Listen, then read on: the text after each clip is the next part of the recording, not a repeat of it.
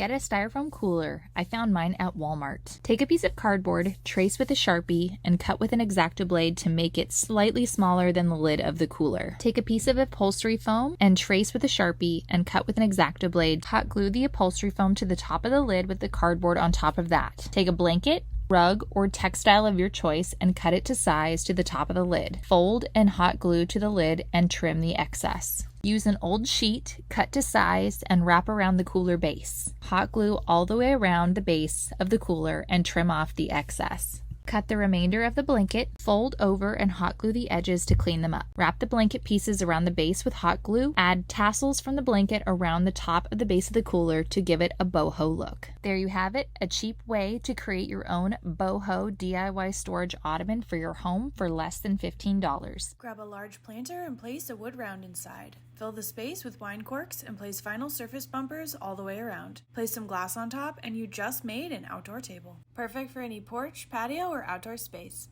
The first part is making sure that the bottom is flat and level. When you're stacking the cinder blocks on top of each other, always make sure you use an all-purpose construction adhesive. It's going to hold the blocks together so there's no slippage or having them fall apart. On a project like this, you're always going to want to make sure you're wearing gloves. You're going to lay and stack 4 of these cinder blocks together. You're going to do this for both sides. Always want to make sure I take my level and just make sure it looks good. Then we're going to take 2 more, turn them the flat way. Use the construction adhesive, lay it down, and put the bricks on. These are going to lay sideways, facing each other. The next thing we're going to do, on the back half of the last cinder block, we're going to put some construction adhesive and lay this cinder block facing up. Now that we've got our cinder blocks in place, you're going to use a total of 7 on each side. The next step is putting the wood in. And here it is, our final project. I think it just turned out great.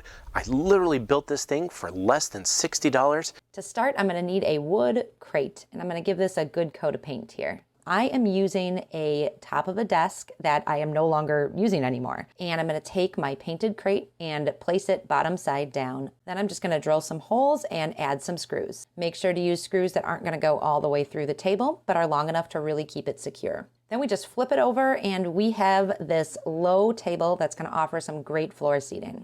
To make it even more cozy, I'm adding some cushions to the ground. It's a really great conversation area to enjoy a drink or some snacks or even a meal. Add some greenery and some soft lighting, and this makes the perfect outdoor seating area. Grab an old door from your local thrift store. Place it on 2 sawhorses. Begin by removing any hinges and sanding it smooth. Once it's sanded, blow away the dust and add some primer.